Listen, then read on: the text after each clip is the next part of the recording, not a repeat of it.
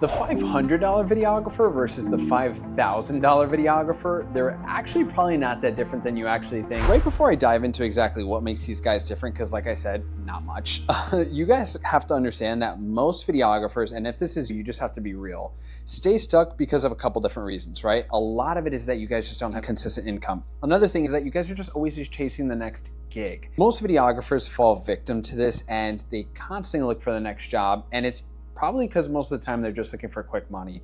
Another thing is that you guys feel busy all day long, editing, filming, and when you get into a habit of just editing, filming, and that's the only thing that makes you feel productive rather than outreach and sales, you start to get really stuck and you start to value yourself like a $500 videographer. And lastly is, it's not even a difference about working harder, it's actually a difference about what you're actually working on. So I don't even want to say work smarter, not harder, because that doesn't always apply. If you're gonna work smart in both, know that you have to allocate your time for what's actually gonna make you money, rather than stuff that's just busy work to get you paid. So let's dive right in, because I want to make it very clear, talent is not the problem here. Both guys are probably equally talented, and I would even argue most of the time, the guy who's charging less, who probably does more, is probably more talented. Okay, so first and foremost, the problem is not skill or talent, however you want to say it, that's not the problem. You guys probably own the same camera and lens, that does not matter. And honestly, that doesn't matter, but what it is, a lot of guys, especially in the $500 range, are comparing their edits or comparing how fancy they can make a video look, which is really not what gets you paid in this industry anymore. Sad to say it, if you were in 2015 and had a nice camera and made cool videos, you'd get paid a lot of money. We're just not in that stage anymore. You guys have the exact same information as well. A $500 videographer and a $5,000 videographer, you guys have the same access to tutorials, same access to information. It just really depends on how you're executing. So keep that in mind when you're watching this video, that also, if you're a $500 videographer, you're probably not even thinking about retainers, because a retainer should not come close to 500 bucks. It should at least be $2,000, $3,000 and more. So keep that in mind as you are watching this video. If you are at the $500 range, I'm gonna go into right now what makes a $500 videographer completely different from a $5,000 videographer. And it's probably gonna shock you because they're very similar.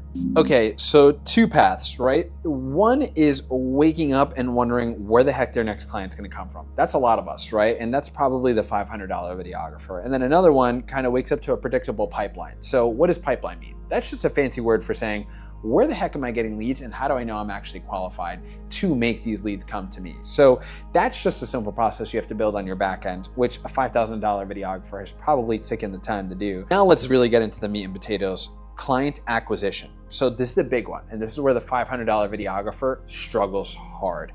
You guys are just really attracted to money, and that's okay because we all should be. But if you're a $500 videographer and any of these hit home with you, just know that you have a very easy road to making $5,000 a month. You're probably waiting for DMs, right? Instead of actually creating demand. This is a big one, and it really, what we fall victim to as a videographer is once you've landed your first couple of jobs, you're in this rolling phase where you're just like, you can't be touched and you think you're the best in your niche, and if you don't have a niche, you just think you're the best. And I think that's a good thing to have. It's a good skill to have, but it's where a lot of us fail, is we're hopelessly romantically involved with this idea that we are just the best and we're gonna get jobs forever. It doesn't always happen that way. And don't get me wrong, word of mouth is probably the best referral you could ever get. But why you should not rely on it is because if some months are really hot and others are slow, you might start to worry about where you're gonna get your next couple of jobs from. Secondly, and then lastly, is they're just taking any client. This is a really bad one, and this is one that Nick and I, for sure, took a long time to get over because we were making pretty good money from clients that were,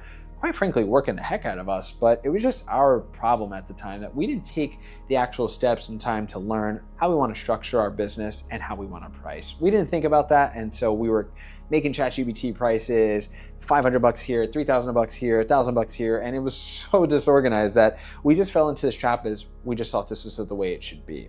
Now let's go to the $5,000 videographer, right? They target a specific high value client. And the reason why this is, you're just bound for success at this point, is because you don't need to land every job, right? You might have went through 20 but landed one in half the time, and now you're making the same amount of money. So just know that's how they're staying ahead of the curve from the first touch, which really is a fun way of saying they didn't go in with the, hey, what's your budget? Or, hey, can I do these videos for you? It was strategic, right? Like at the end of the day, the 5,000 videographer understands they have something of value that people want to pay for. And they're offering a service in the form of an outcome rather than just a pretty video, which is why they can price higher.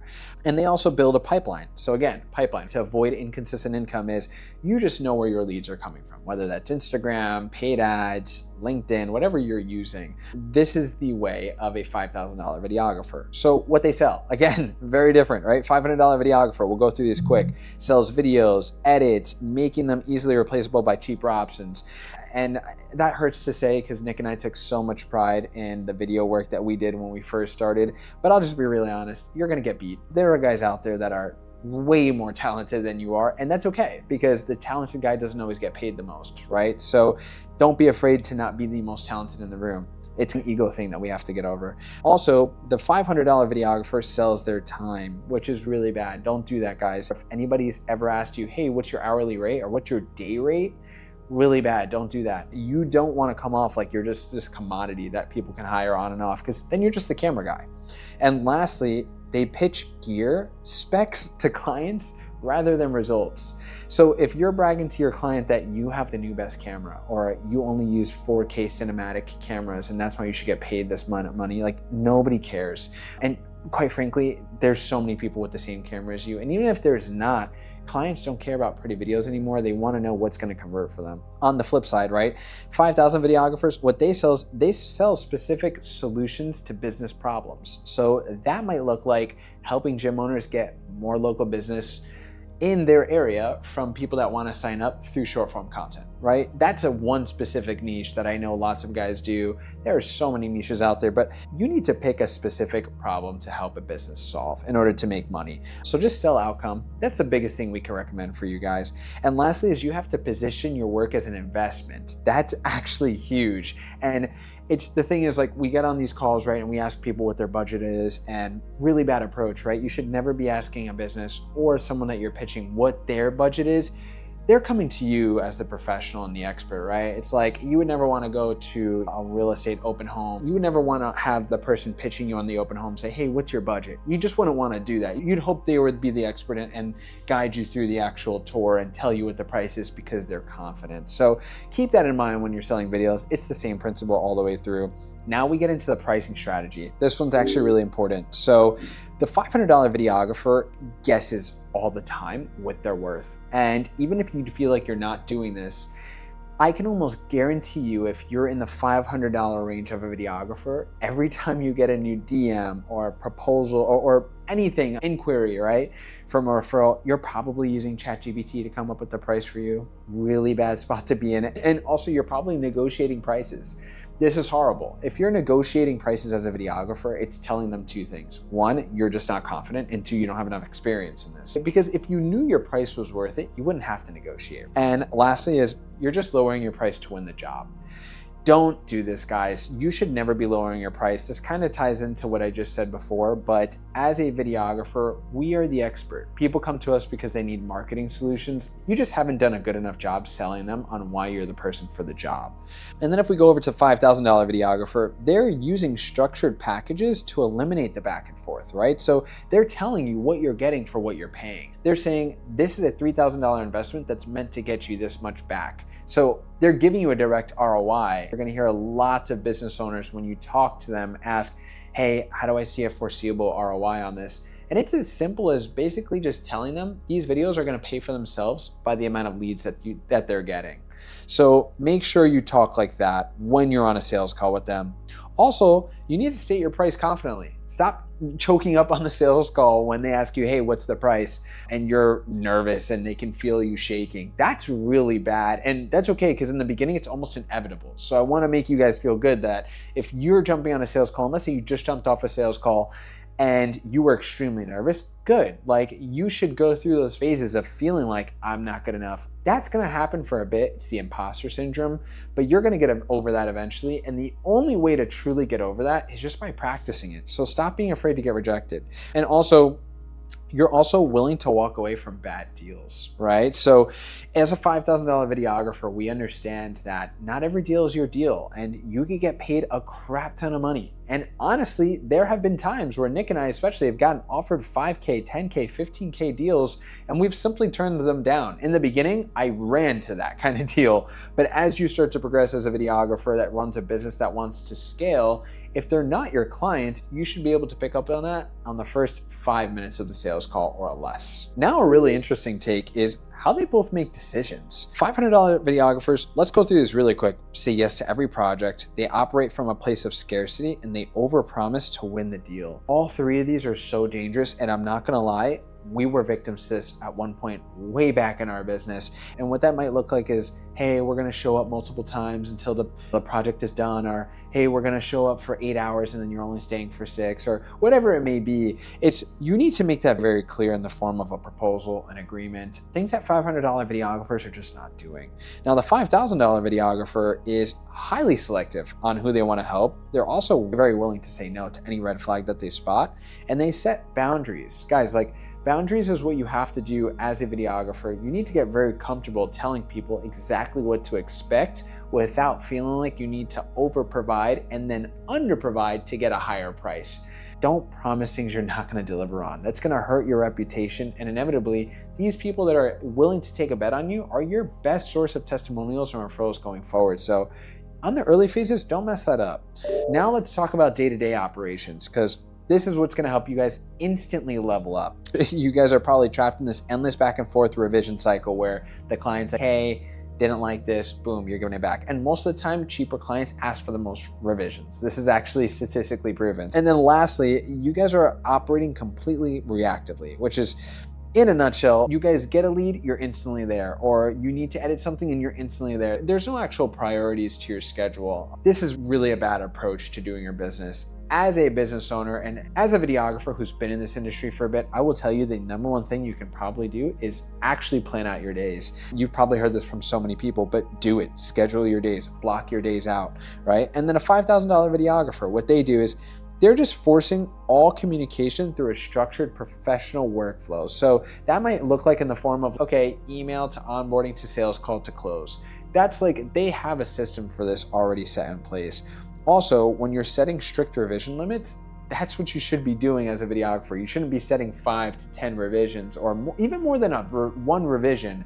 You shouldn't be doing more than one revision per piece of work that you're providing to your client. Most of the time, if they need more than one revision from you, it's only two things. One, you're really not doing a good job, or two, they're really cheap and this is not the client you should be attracting. And then lastly is protecting their time so that they can focus on high leverage business growth, right? So you'll start to realize as you start to climb the ropes, it's actually way more important to leverage and buy back your time rather than I gotta be editing all the time, I gotta be shooting all the time, I gotta be everywhere all at once to make money. That's where you start to fall into this deep black hole where you're just burning out and it's scary because you don't know what to do next. And Nick and I specifically suffered from this where we had so many clients at one point in total different niches and we were making lots of money, but the one thing we were doing faster than everything else was burning out. And what burning out really feels is not knowing what we should do next, right? Okay, where do I go for the next client? Or do I start reaching out to this kind of niche or that niche? Or I'm getting so sick of being everywhere all the time when I have to get paid to show up to shoots, or when I have to be the one that edits all the projects. All of this combined is crushing your creativity and your will to want to create, which inevitably you need to buy back your time. So a 5,000 videographer understands I don't need 15 clients that all are paying me $1,000 to $2,000. I might need three clients that are each paying me $3,000 to $5,000 to start slower and then start to build a foundation for myself to where, okay, I can just use those 3 clients as a testimony and get even more. So we're coming up on the end here, but this is how you guys should improve, right? If you're a $500 videographer, you don't need to buy that new nice camera. There's no need to go out and buy the new FX3, or when the FX3 Mark II comes out, there's no need to buy that right away, right? Like, you guys should focus on the cameras you have. And realistically, I'll be very honest, this is a secret not many people are telling you, is you can make money with your iPhone. You can be a videographer with your iPhone. Quite frankly, I know many videographers that only use an iPhone and make well over 20K a month just because of the fact they've locked in retainers for strict organic growth for their clients. And nothing quite grows you organically on social media like an iPhone. So just keep that in mind. I want you guys to really understand it's not about your camera. Like, no longer does that even matter. It's about the marketing plan, right? So also, they spend hours watching editing tutorials. This was a big flaw of Nick and I's. We spent so much time learning how to color grade, how to use DaVinci, how to use Premiere, how to use Adobe After Effects, like stuff that we never use anymore and quite frankly will never use again. If you want to become a filmmaker, right, this is probably a bit different, and I just don't think this video is for you. I wouldn't give advice on people that want to take the long road and build the credit in that space. I actually commend people who want to do that. This is not the video for you. If you are a videographer who strictly just wants to make their first 5K, then you should be following this along. Next is the $5,000 videographer, right? They improve their positioning, they build automated business systems, and they focus entirely on leverage.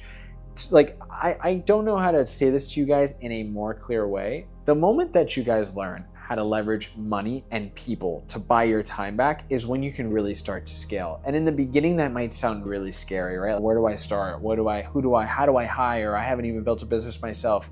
Totally understand that, and we've been there. But what I will say is, don't be afraid to spend money on that little editing software that's gonna take off half of your editing time. Don't be afraid to spend money on that AI software that's gonna double the rate at how fast you can deliver client results. Those are all things you should be spending money on to get your time back, right? Because especially as a solopreneur in a one-person videographer show, you should be able to 100% handle at least 3 to 5 clients by yourself before really thinking about bringing somebody else on.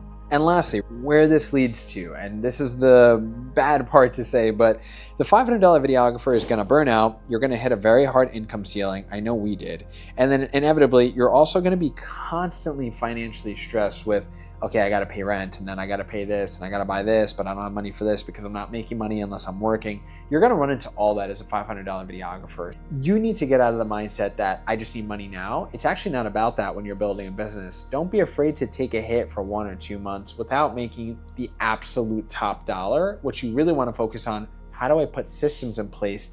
That way I can buy back all my time and go a little slower, but go at a way faster rate in the long run. And then lastly is the $5,000 videographer, right? So they work with fewer, better clients, they scale their income predictably, and they also have total control over their business, their schedule, and their life. And this might sound like a glamorous life. I'll be very honest, both sides are hard, right? There's no easy side. But what the main difference is, the $5,000 videographer completely buys back most of their time to continue doing the thing that pushes the business forward, which is making money. At the end of the day, the $500 videographer is stuck in the same place where they're still just waiting for DMs, they're pitching prices in DMs. Really scary business, right? And also really unprofessional business. I'll be honest, I've never bought from somebody that pitched me in the DMs. So if you guys are pitching in DMs, you gotta cut that out right away. You have to go ahead and go more towards a model where you're actually jumping on sales calls, you're actually using sales scripts, you're using proposals, agreements, onboarding questionnaires, invoicing your clients so you do get paid. All these things is so really the key difference as to a $500 videographer and a $5,000 videographer. So the key takeaway is the main difference between a $500 videographer and a $5,000 videographer is really just gratification period. And what I mean by that is the $500 videographer just wants money right now. And he's just hungry for money. And he'll do anything he can to make himself money right now. Now, am I saying you can't make money that way? No, you definitely can. But what I am saying is you'll eventually hit a ceiling. And the ceiling will be really rough because you'll be at a point where you're trying to uphold so many different clients' packages, satisfactions. The $5,000 videographer doesn't care about instant gratification. Quite frankly, he's actually more focused on the future of how can I eventually outsource all this stuff so I could just be the operator of the business. Don't get me wrong, in the beginning, you'll be able to stay behind the camera, but eventually down the line, it'd be way better if you could just do your job really well, which is pushing the business forward rather than being behind the camera all the time for years and years, which might sound really great right now, but in the future is really just giving yourself another job. What changes everything, guys, is you just need a niche. I've said this 100 times, but you need a niche. You need a client acquisition system, which is how do I get clients and how do I close? You need a business structure. You also need an offer structure. Make that very clear, guys. Don't go to your next client and just say, hey, what do you want? No, you should bring that to them. You should be telling them what you offer because remember, you're the expert. And lastly is you need a sales process. That's probably my best advice, and the only way, especially as a starting videographer, is you gotta get on the sales calls and you gotta practice. Take your first 10 people you ever pitch as pure practice. Have zero expectations. I'm actually gonna enjoy getting rejected today because it means I'm getting that much closer to a win. If I could just get 10 no's and know that my 11th conversation would be a yes, I'd be trying to get those no's really fast. That's the way I take sales, and that's the way I take videography at the end of the day, because I don't treat it no more like I'm a freelancer. I treat it like a business. If you're not already following us on Instagram, twnz.official, go follow us on Instagram. We post 5 pieces of content a day, teaching you, especially under 5K a month, how to grow your own video business. And really exciting news, on April 1st of 2026, we are going to be dropping our full systems, which basically includes 2 products, the Videographer Business Playbook and the Systems Bundle. Both of them are meant for videographers who are under 5K a month, who don't have consistent income yet and want to implement the systems that we talk about in our videos, so you no longer have to guess where money is coming from and you build a system that brings you money. So if any of that sounded awesome, or if you found value in this video, drop us a comment below. Nick and I usually get back to all the comments, especially if you guys are learning and in the process of trying to build a business. Really hope you guys found this video helpful. Also, you guys can drop a comment in the comment section with any other questions you guys want us to answer in the next video. Again, go follow us on all socials, and we'll see you guys in the next video.